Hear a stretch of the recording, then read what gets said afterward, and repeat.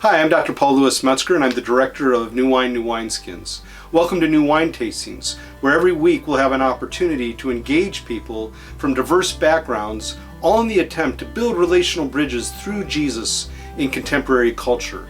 We are desirous of the opportunity to engage in deep and meaningful ways, and we're really thrilled and excited to have you with us.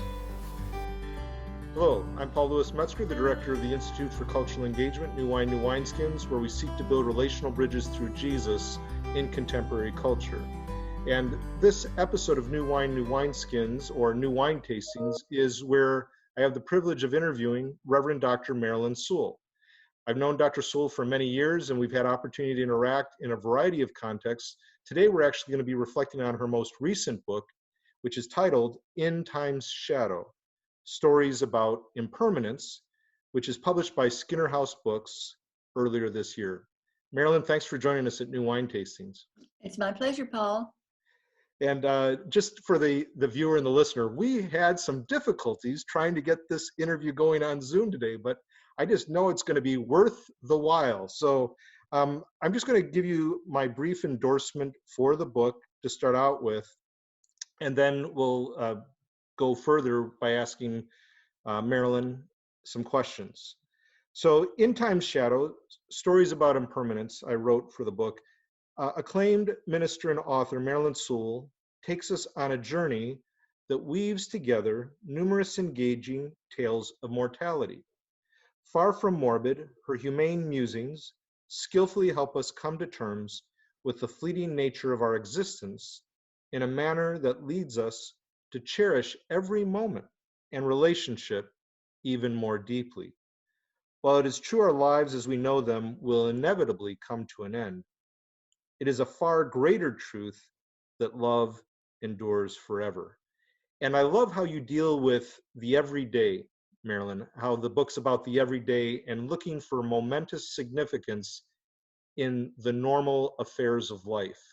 And in the midst of dealing with mortality, which we are dealing with, especially now with the coronavirus, and we're thinking about it all the time, how can we learn to be more humane and to see significance in the small details of everyday life?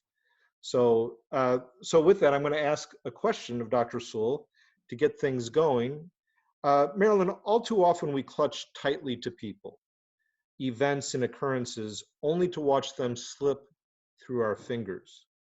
Your book impressed upon me that taking seriously the truth that life as we know it is impermanent can help us to experience life in ways that make everyday moments momentous.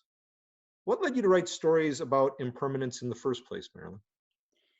That's a good question. I hardly know how to answer it. I think I just followed my muse, as they say. I've never written any fiction before. I'm basically known for writing sermons and then nonfiction, essays, books. So I just started writing these spontaneously, which was a surprise to me, but hey, it was fun. I started writing short, ironic stories. And then I discovered Lydia Davis, who's a master of this kind of work, and others who write these very short pieces. And I realized, okay, I'm in a literary genre that's emerging now. And so that was exciting. So yeah, I did that not by any plan or anything, just where I was led, Paul. So you did follow your internal muse, so to speak. I did. And again, you've only written works of nonfiction. There's actually a movie about your life story, Raw Faith, that I encourage viewers to watch. And I always tell people the song for the movie is by Sheryl Crow. So if I recall correctly, that's the case, right? Yes. That was really exciting when she volunteered to write a song for our movie. I bet.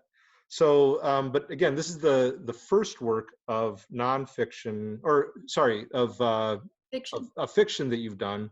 But it, as much as it's fiction, it really comes alive as if it might even be your life in certain respects. It really is. It doesn't come across as fiction to me in the sense of like detached fantasy type of nonfiction work. It really comes close to home. And I know the best kind of fiction does that?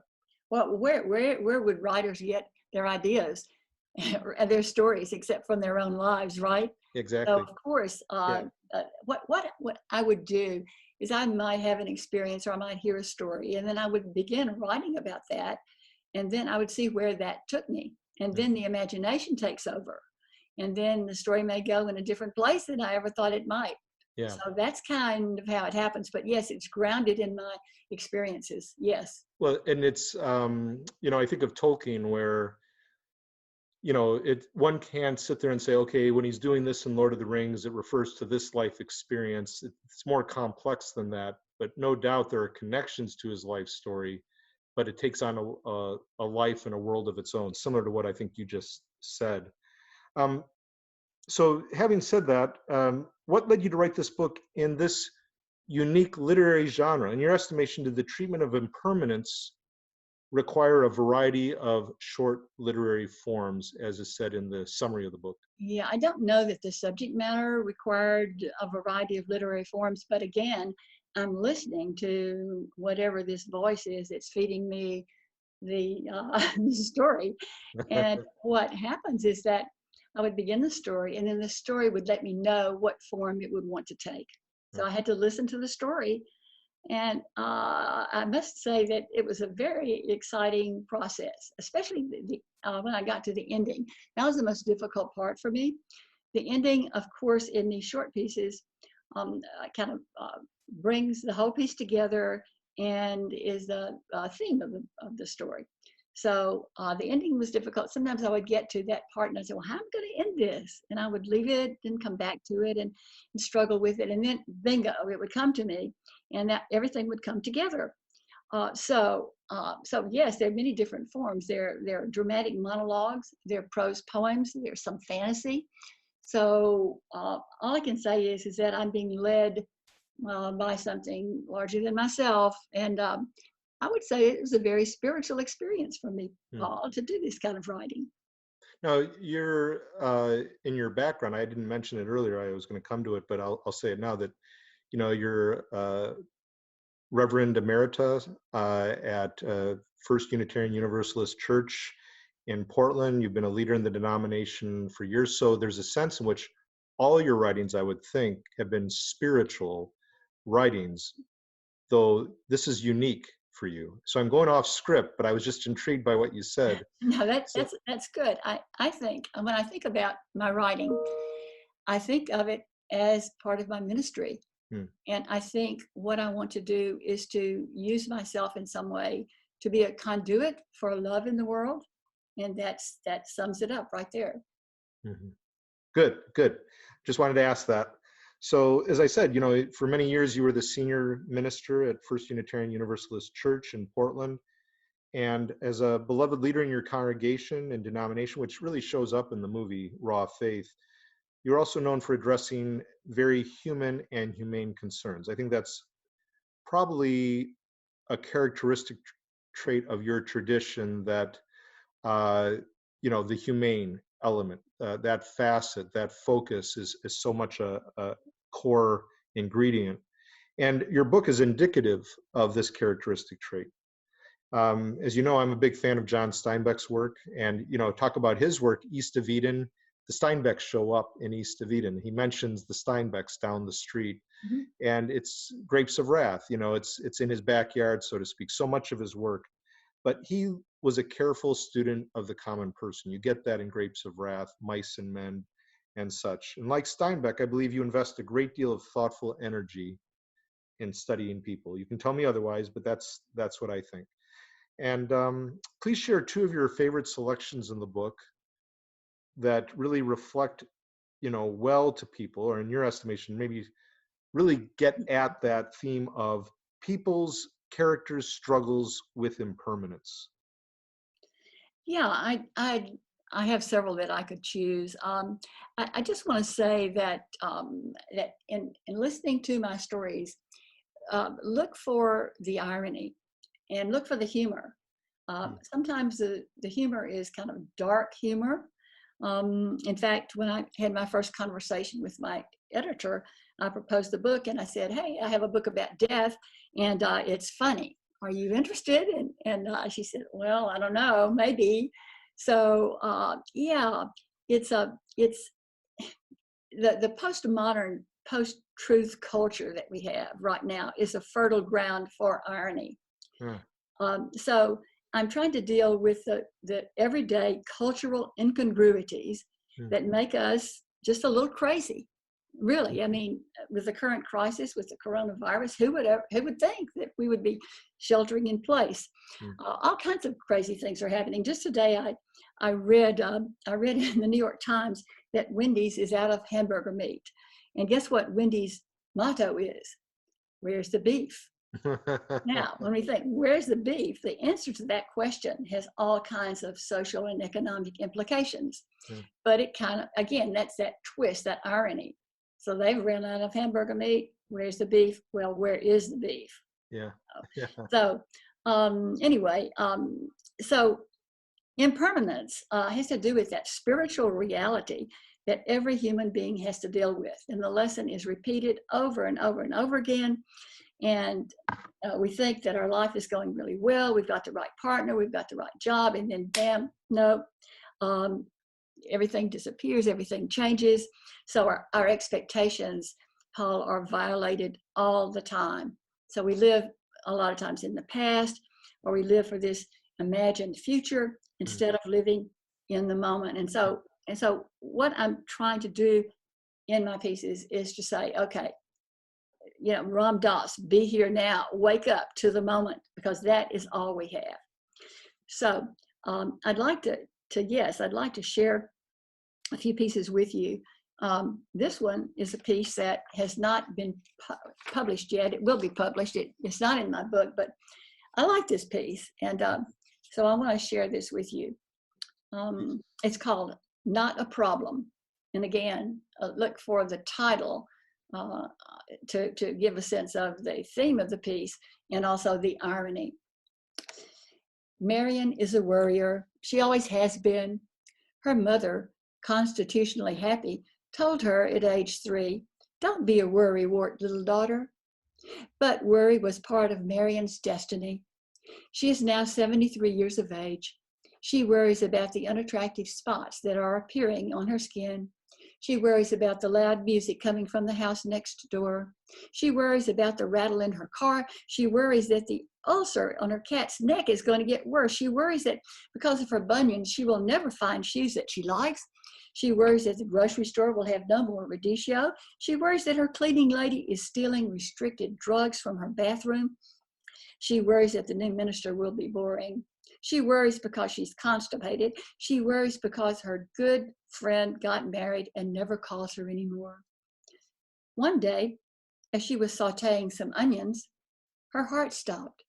As she fell to the floor, clutching a wooden spoon, she understood that she would never have to worry again.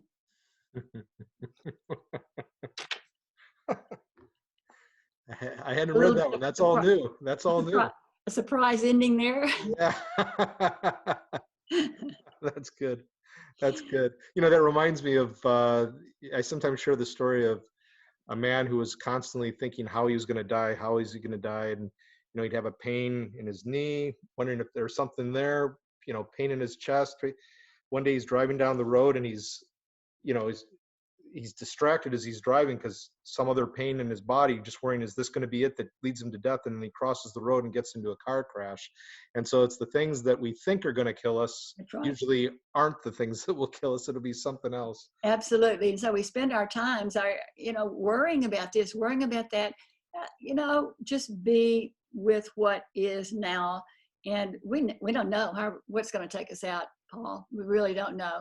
And we'll come to this later, but, you know, again, these are not, even though it's spiritual, it's not spiritual where you're drawing from various traditions. And I know in your particular context, you will draw from a variety of forms of spirituality, but the various traditions, whether it's Buddhism or, you know, Islam, Judaism, Christianity, you name it, and beyond, native spiritualities deal with this theme of anxiety and worry in a variety of contexts. It's one of the major themes that we deal with in our lives, isn't it? Especially now with coronavirus. Yes.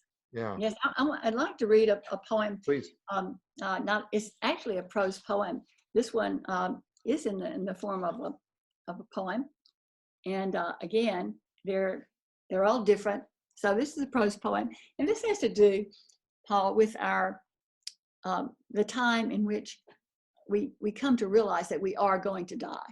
Mm-hmm. Because it's one thing to have, right, the intellectual knowledge. Everybody knows we're going to die, but we, at some point in our lives, we generally internalize that mm-hmm. knowledge.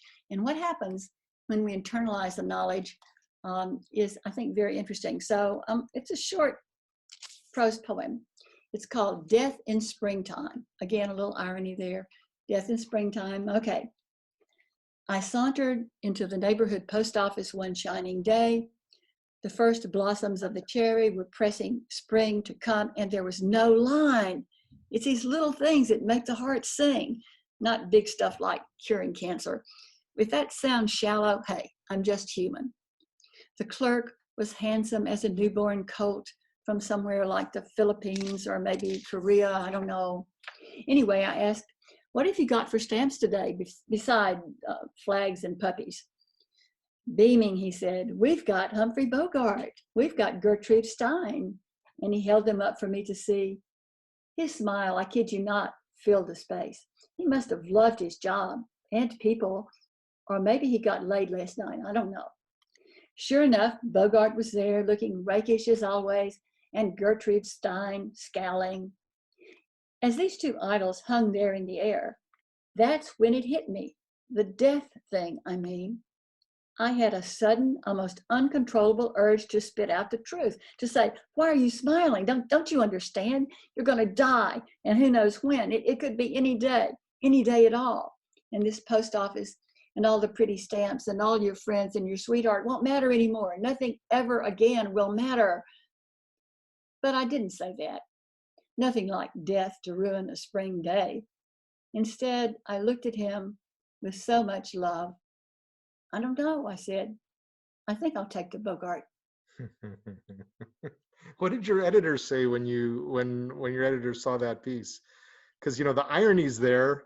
And even though it's dealing with some really sobering concepts and it's dark humor, it's not morbid. I don't see it as morbid, but it is dark humor. It's dark humor. And quite honestly, a lot of the pieces that I submitted did not get chosen by my editor. Oh, really? Oh. She said they were a little too dark. So, yeah, I guess I go there. But I think it's interesting in this piece, what happens is that the persona, the person narrating the poem, becomes compassionate. And why does she become compassionate? Because death is the great leveler, yeah. Right? And she understands that, yes, he's going to die and she's going to die and we are together in this. And so there's that compassion that grows. And I think it's I think it's important for us to understand in a deep way and to internalize that we are going to die, because in that way we can really live more fully. I wanted to talk a little bit about Ernest Becker and his Denial of Death, that book. Are you familiar with that, that particular book? You mentioned that in an email. Yeah. Well, to me, this is one of the most profound and important books in the English language. Again, Ernest Becker's book, The Denial of Death. Becker explains what he believes to be the core human problem. And the core human problem is that our world is incomprehensible, he says, and I quote him, full of beauty, majesty, and terror. Now, the terror that we have all the time underneath the surface is the terror of death. So he says, full humanness means being full of fear and trembling, at least some of the time. And so what we do as human beings is we repress our fear of death. We escape from that knowing. And so we fear death, but we also then fear life. And it is this process then by which we limit ourselves in this world. So my book is just chock full of people denying that they're going to die. The humor comes in the various ways that the characters lie to themselves about death.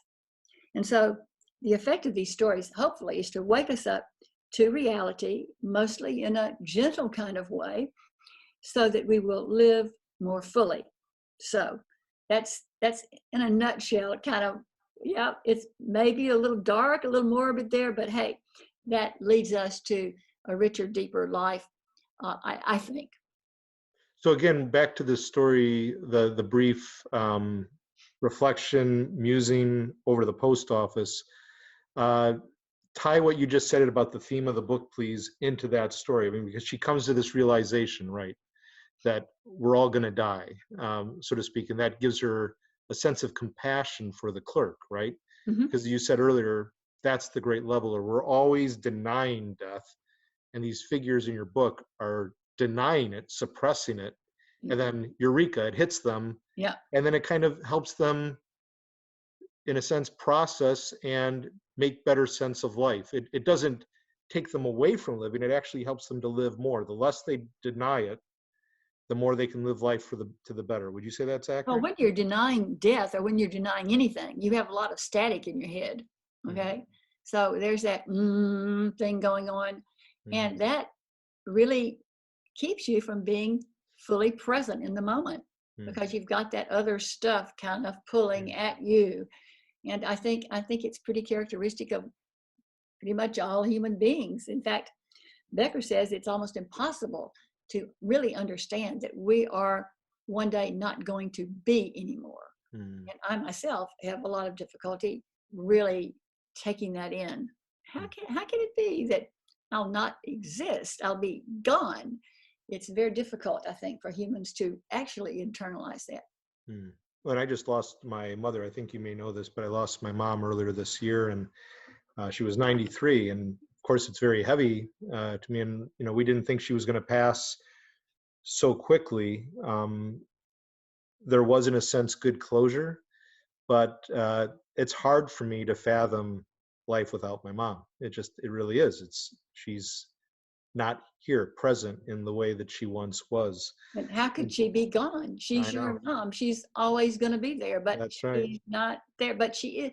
But in a larger way, she is. Right. She is there. Because I think that you will discover, as many of us do, that when someone passes away, leaves, dies, is not there for us, the characteristics of that person that are so wonderful become more salient in our memory of the person. We have a deeper understanding of them than we had even when they were alive sometimes. Yeah, that's really well put.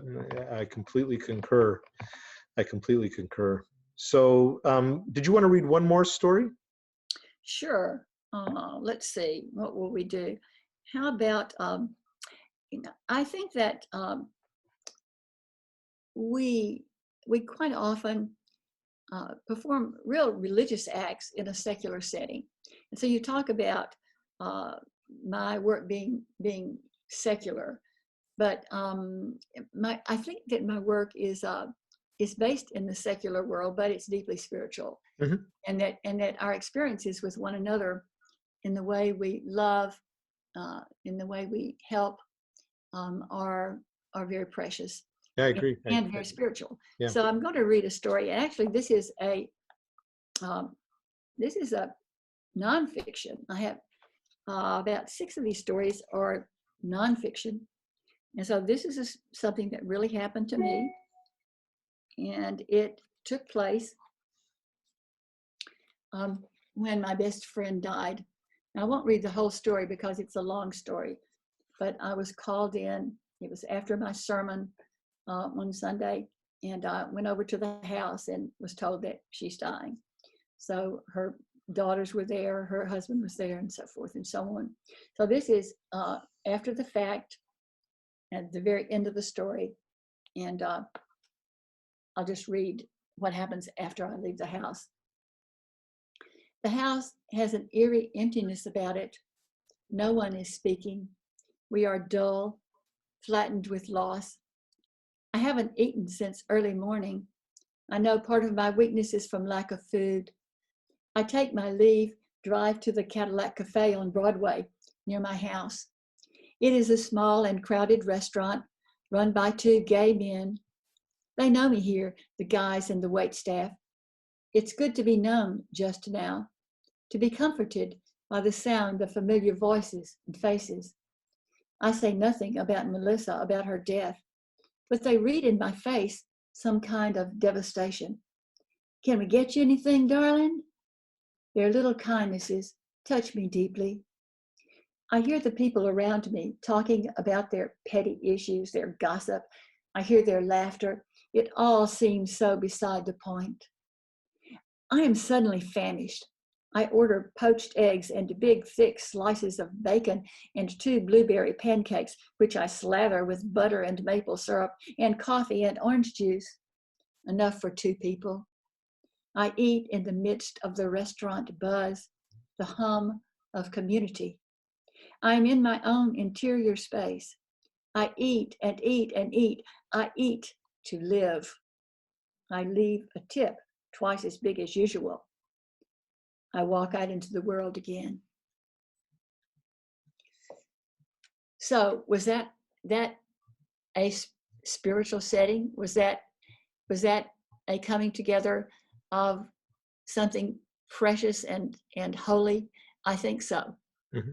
Surrounded by this community of people that may not really know me that well, but somehow they sensed that I needed them, mm-hmm. and they were there for me. And that enabled me to eat, to live, and get up and walk out. Mm-hmm.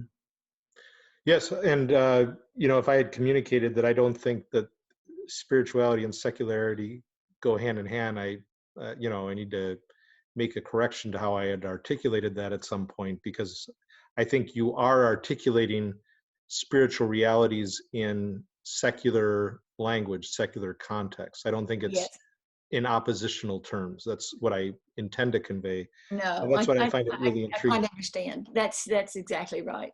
Yeah, and that's what I find so intriguing, because as we'll go further into the interview, this is part of a series I want to do as I interview you and others who are reflecting on death.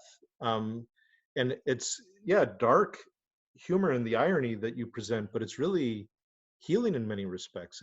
There's a life-givingness to it. And so I think people need to account for death, not get overwhelmed by it, but to not deny it either, like back to the point that you had made earlier as you were reflecting on another book. So, but in this context, our secular age in which we live, people are more and more operating like 20-some, almost 30% of Americans are not going the religious way, quote unquote, to deal with death. And I feel like the way you articulate matters speaks to them. And I think people, no matter what their background, and we'll come to these questions that I have, can learn from how you're engaging to address people's concerns who are more secular in orientation. Our mutual friend, Tom Crademaker, he and I work a lot together on some of these themes, and, he's doing that all the time and thinking through what does transcendent look like for a secular humanist. And I find it fascinating. So thank you for sharing that piece. And just as you walked out of the restaurant that day, and it's a great cafe, Cadillac Cafe on Broadway, but as you walked out of the restaurant, there was no moral to the story. The story was the moral, I think. That's right. That's right. It's interesting that in my sermons, I always made judgments, of course, and offered advice overtly. But in fiction, that's not what we do. Yeah. So I create a story, a human situation or a predicament, and then the reader, of course, comes to their own conclusions about the meaning of the story and how it might apply to their own life. I want to run something else past you here. I think all theology, practical theology, that gives us the values that we live by, it comes to us through story. Not from admonition, but from story. So, for example, what the parent does is much more telling to the child than what the parent says. So meaning, I think, for humans is derived from experience, both actual experience that we, in our daily lives, and then the vicarious experience of art. And of course, that's what I'm trying to do. So in music, in the visual arts, in particular, the narrative arts of story, of lyric essays, of poetry, of film. This is where we get the experience that tells us what the meaning of life is. I think more so than in sermons, if I have to say so. But even though I've given sermons for many, many years, I think that, and my sermons have a lot of stories in them too, because I deeply believe that that's really where we get meaning in our lives. So I'm wondering how you feel about that. Well, I concur. Even when I'm teaching not simply practical theology, but systematics, I'll say, we can deal with definitions until we're blue in the face. And I think definitions have their place. But I say in your faith journey, I think all the more important is the descriptions. Describe the one you love. If you ask me to define my wife, the way in which I engage talking about my wife is going to be very different in defining her, whatever that might mean, like background, ethnicity, height, so on and so forth. But if I describe her, what she's like, which gets into story, that really conveys more of who she is. And I think to deal with who someone is requires story. When we talk about what someone is, we can be more in the area of definitions. And even Dietrich Bonhoeffer said, we have to deal with the who. And he was talking about Christ. We can talk about the two natures and all that jazz, but he said, who is he? And I think the same thing with anyone, and the same thing with life as a whole. And how many of the faith traditions are bound up with story?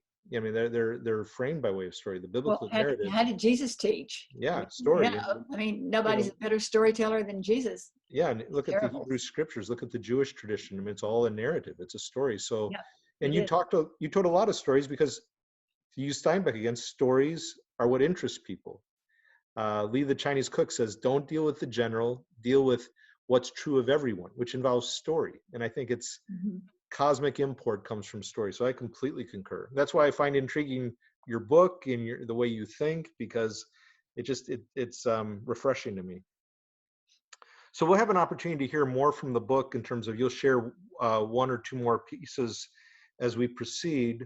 But I wanted to ask you to speak on the essay related to obituaries. The title of that piece is Things They Will Not Say in My Obituary, But I Wish They Would. And then as you're saying that, I'll highlight one or two that stood out to me, and then add one or two of my own. Yeah, why don't you? I'd love to hear that. Yeah. So go ahead. Do you want to read that piece? Oh, that piece? Oh, okay. I will. I didn't know you wanted me to read the whole piece, but I'll try to find it. Let's see. Death. Oh, here it is, 149. Okay. Yeah, I thought that piece was pretty funny, because, they're going to say something about you when you die, right? They're going to say something at the memorial service. And I was thinking all the things that really I wish that people would say, but hey, they're not going to. Okay, here it is. She was a true people person. She was a super cook and hosted many Thanksgiving dinners. Her greatest pleasure in life was being with her grandchildren. She always had a smile on her face. She never lost her optimistic, positive attitude. She was, above all, a devoted wife and mother. She could see the beauty in everyone. She loved Christmas. She literally smiled through all of her trials. She had a servant's heart. She will be missed by everyone who knew her. Of course, these are the things that people say, the kind of trite things that people say about people, but you kind of think, well, that's nice. I wish people thought of me like that. So what about you? What do you think people are going to say about you, Paul? Well, I don't even want to go there. That's too painful, because maybe Yeah. I should even have a memorial service, but maybe later, Paul. Maybe you're not right. ready for that yet. No, but my favorite epitaph, and I'll say to students too at the seminary, I'll say, think about what you would want for an epitaph, because I think it says a lot about how we view our lives, or what we find valuable, and not trite expressions, but really deep, meaningful ones. I don't know if you've watched the movie Walk the Line with Joaquin Phoenix. Yes, and, I loved it. And just where my favorite scene is the recording studio with Sam Phillips, who discovered Elvis, and Cash is trying to get that, recording contract, and he plays that trite expression, like, oh, she smiled through all her trials.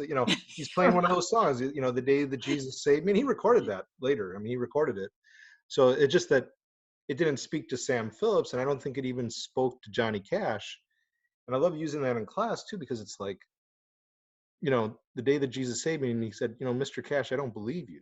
He said, if you were to die, if a truck hit you and you're lying in a ditch and you have one song to sing before your time's through, you mean to tell me you're going to sing that song that we hear all the time on the radio? Or are you going to sing something that really speaks from your heart and really speaks to you? And so that's where he came up with Folsom Prison Blues, right? Somebody wrote, I loved it, yeah. but he never shared that with my his buddies, his band. They didn't even know the song because it was too close to his heart and he wasn't willing to risk until he was forced to. And we often play it safe, and those trite expressions are no doubt bound up with our fears of life rather than being honest. So my favorite epitaph, as we were doing research out in Princeton for a book at a Center of Theological Inquiry back in 2004, my wife and kids were with me, and we were going through the graveyard off of Nassau Street there. And I was looking for Jonathan Edwards' gravestone because he's buried there. And, there are a lot of well-known individuals in American history buried in that cemetery. Well, I finally found Edwards, but the one that I don't remember what it said on his tombstone, but I remembered what was said on someone else's, simply this: I told you I was sick. Are you serious? That's it. That summed up his life. I love it. The one I joke around with my wife and kids with, I won't bore you with too many of these, but you asked me to share my own. The one that said of Lincoln after he passed, I joke with my wife and kids, because it was at Stanton, Secretary of War said, yeah, now he belongs to the ages. So when they're giving me grief, giving me crap, I'll just say, well, someday you're going to say, now he belongs to the ages. Oh, you wish. Yeah, I wish. Hey, so there are a number of obituaries, actual obituaries in this book. So did that appeal to you, the fact that I listed all those obituaries? I'm so fascinated. That's right. You did. Yeah. Yeah, that was fascinating. What led you to do that? When you read obituaries, you begin to get a sense of how people feel about the loved one or the one that's maybe not so loved. It's really, really fascinating. And so I found a lot of humor in obituaries, in a lot of meaning. And so I just listed, pages and pages and pages of them. And I'd like to read just a few of those, if it's all right. Yeah, let me just pick a few of those. Some of these are so funny. Okay, this one says,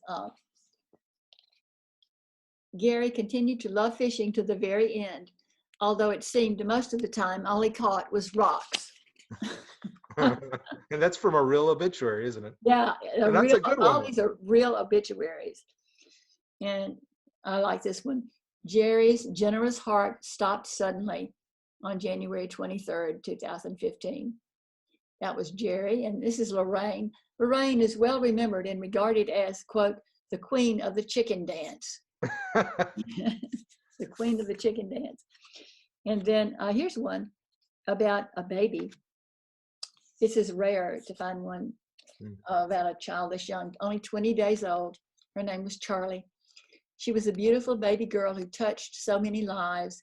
During her brief stay with us, Charlie earned the nickname Bright Eyes and brought smiles to all who met her. She loved being held in her mother's arms more than anything else. So I thought that was just lovely too. Yeah, that is beautiful. So, and on and on. So many of them are humorous, but they're also touching and moving to me. Yeah, I love it.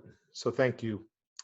I had mentioned this earlier. Vox Magazine published a striking piece in 2018 titled, "What Does Dying and Mourning Look Like in a Secular Age?" And the author, who actually has her doctorate from Oxford in theology, is reflecting on this. And as I said earlier in the interview, about 30% of Americans, this is 2018, autumn of 2018 when she wrote it, about 30% of Americans are moving toward having more of a secular memorial service outside of faith traditions and the like of communities of religious heritage.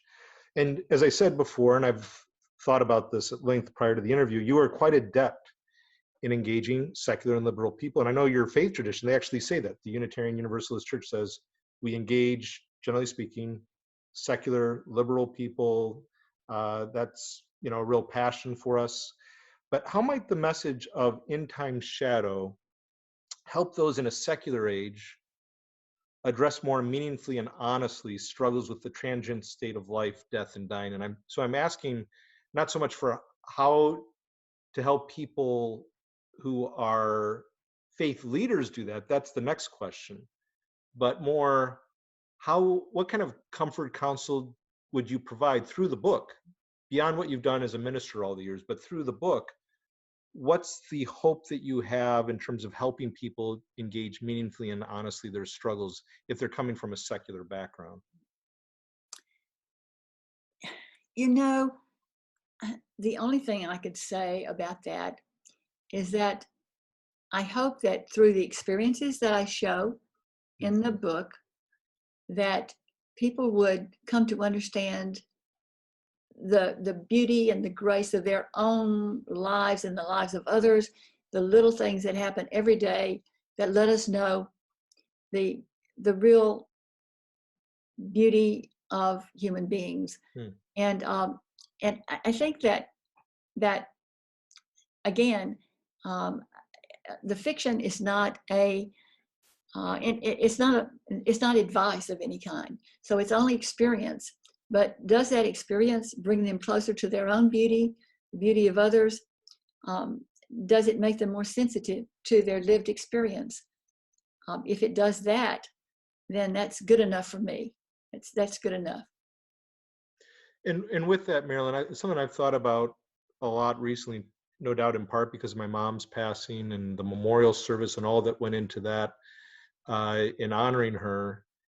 But I would grieve for someone who, when we think about people who right now, they're not even able to have memorial services where people can congregate, right? So their loved ones, they're not able to get to them. People who might be on hospice care and family can't be right present with them, but they're trying to discern ways to really bring a sacred moment to bear on this crisis. And I think when people pause, whatever their background, let's think of secular people trying to memorialize, and they're doing it outside the realm of belief in gods. And I certainly believe in God, but I'm fascinated with connecting with people of all different backgrounds.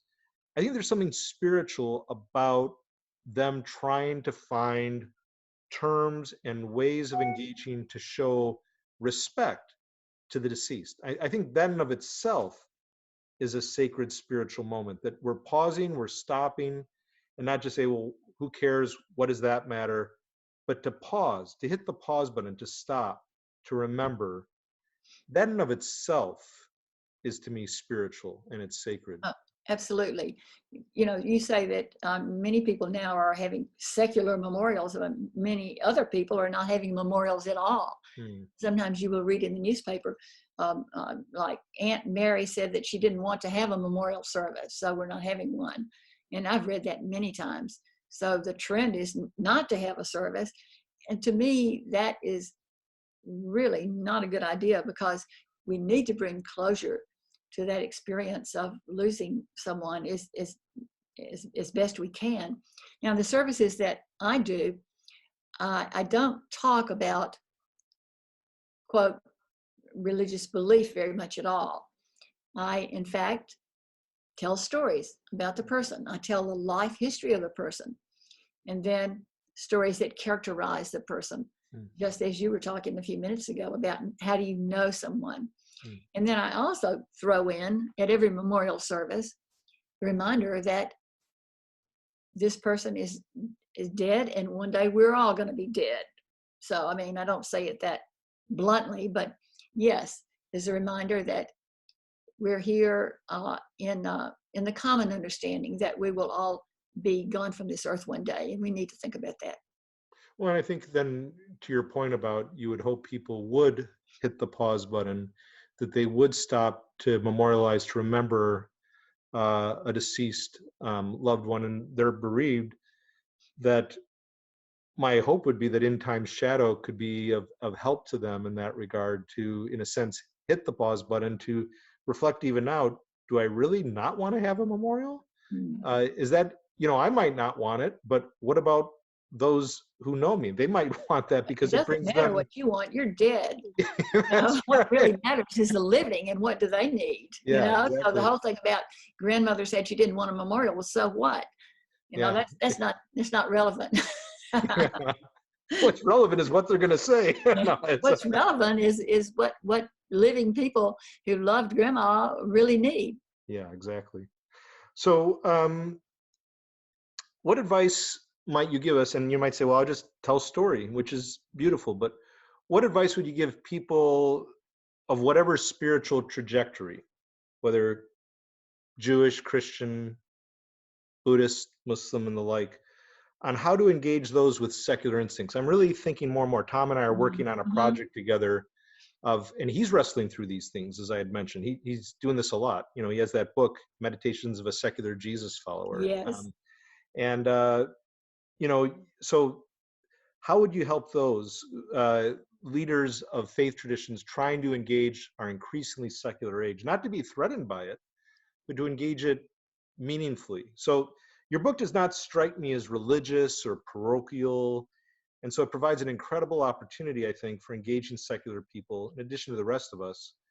So how might you respond to that? What encouragement would you give us? I would encourage people from whatever theological position and whatever faith tradition to understand, not understand, to experience other people as beautiful, other people as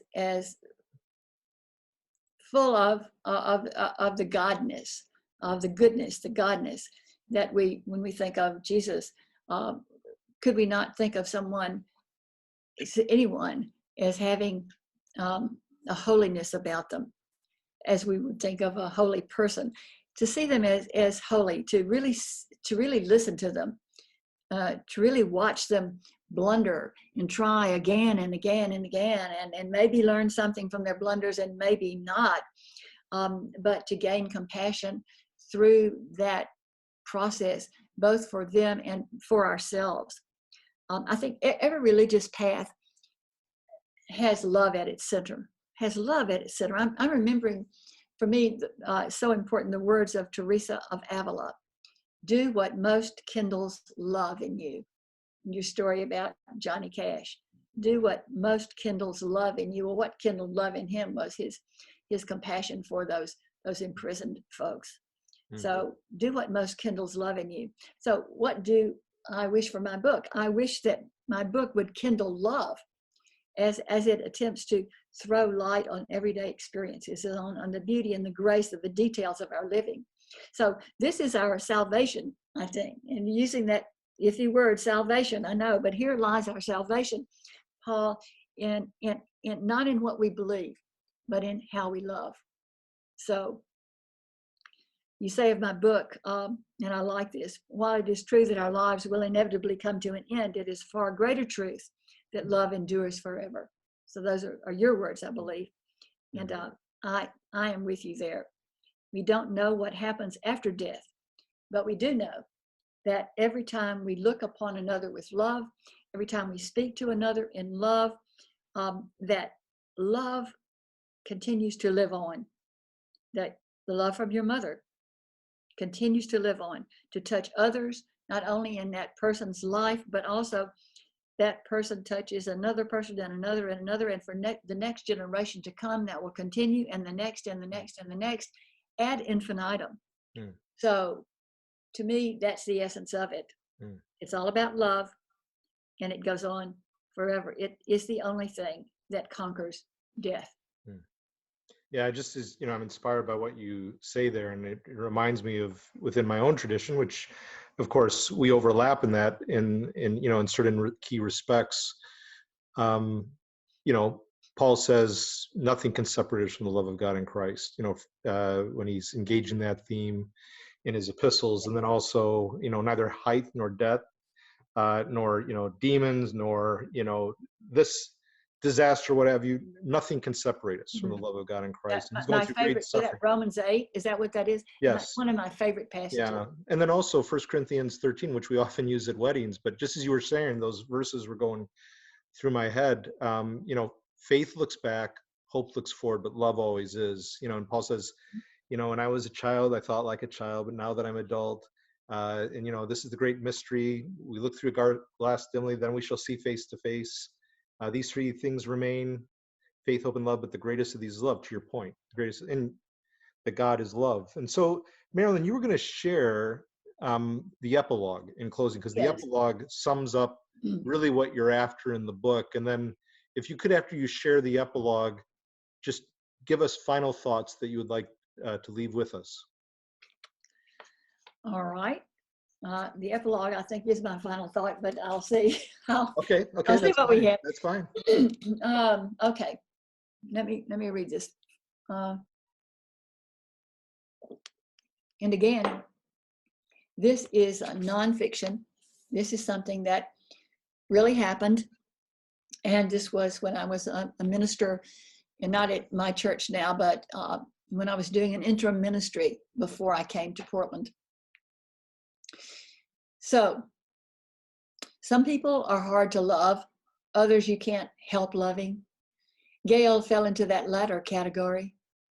A woman with red high heels and a smile wider than the sun. Gail served as a greeter at the church. Sunday morning visitors succumbed to her warmth, her deep down contagious joy. So, when she told me she had liver cancer and was not long for this world, my heart took a hit. I went to visit her in the hospital after her surgery to give what comfort I could. Her smile was intact. She let me know early in the visit that she was a humanist, that she did not believe in God. I'm guessing to fend off any God language I might lay on her, or a prayer. I was fine with that, reluctant believer that I am. And so we ended up talking about old times. She had grown up AME, African Methodist Episcopal, in the Deep South. And I had grown up Southern Baptist. She said that she had loved the singing in the church of her childhood and missed the old hymns. Me too, I said. Do you know In the Garden? She asked. That was my grandmother's favorite hymn, I said. My sister and I used to sing it together. She soprano and me alto. Do you want to sing it with me? She said. And so we sang, just the two of us. Actually, we sounded pretty good. Maybe because we sang with such heart. And he walks with me, and he talks with me, and he tells me I am his own. I stayed longer than I usually stay on these sorts of calls. Gail lifted my spirits, and I didn't want to leave. She saw in my face, I suppose. I didn't want to let her go.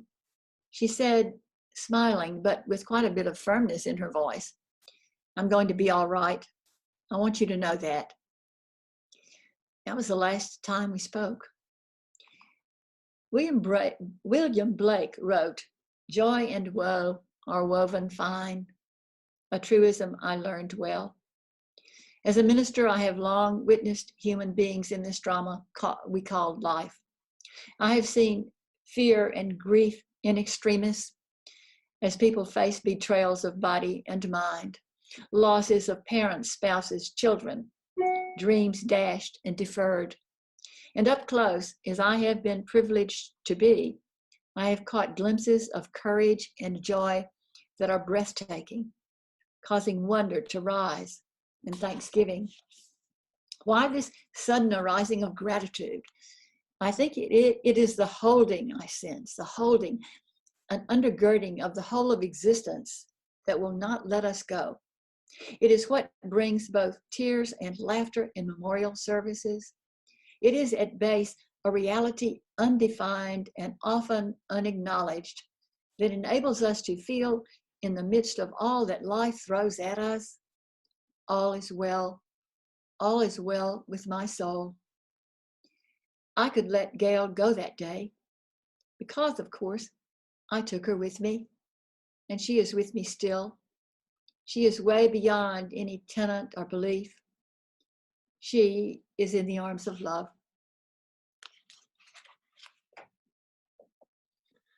Thank you, Marilyn. And it's a very poignant close to the book and to our interview. And I loved how you said, you know, there was a sense in which you could let her go because you were taking her with you. And as you had encouraged me earlier about my mom, there's a sense in which even her life is more salient to me now, and my father's in their going. They have more impact on me now than ever Mhm. before. So I'm touched about that because I take my parents with me. And I think your words are a great encouragement to people. In a sense, we don't have to deny death. In fact, our lives become more salient themselves the more we don't avoid, the more we don't suppress. And I think even the way the epilogue closes helps us not to suppress, not to deny, but to see death as even part of life. So any closing thoughts, Marilyn? No, but I would just say this, Paul, about you, is that we are really from fairly different religious traditions, in that I call to myself a reluctant believer. You're a believer. And you know, Paul, I respect you so much and really have loved our friendship. And just, it's so rich for me to be able to share myself with you and have myself, as I am, be accepted by you. And I really appreciate you and all your work. And I'll just end with that to Well, say, hey, I love you, Paul. well, I love you too, Marilyn. And I will say this, that, you know, I so am grateful for you. I'm so grateful for you. And I cherish our friendship. And it's an honor to know you and to be your friend and to be a collaborator, what Tom will call us, our co-conspirators. And I think you and I are co-conspirators too. So I'm grateful for the friendship, grateful for you, and just thrilled to have this opportunity to interview on a great book. Thank you. Thanks for having me. Yep. Well, thank you for joining Reverend Dr. Marilyn Sewell and me, Paul Louis Metzger, for this fascinating and really poignant interview dealing with the subject of Marilyn's recent book, In Time's Shadow, Stories About Impermanence. I encourage you to purchase it, Skinner House Books. And Marilyn, once again, thank you. Grateful for you. And we're signing off now. Thank you for joining us in New Wine Tastings.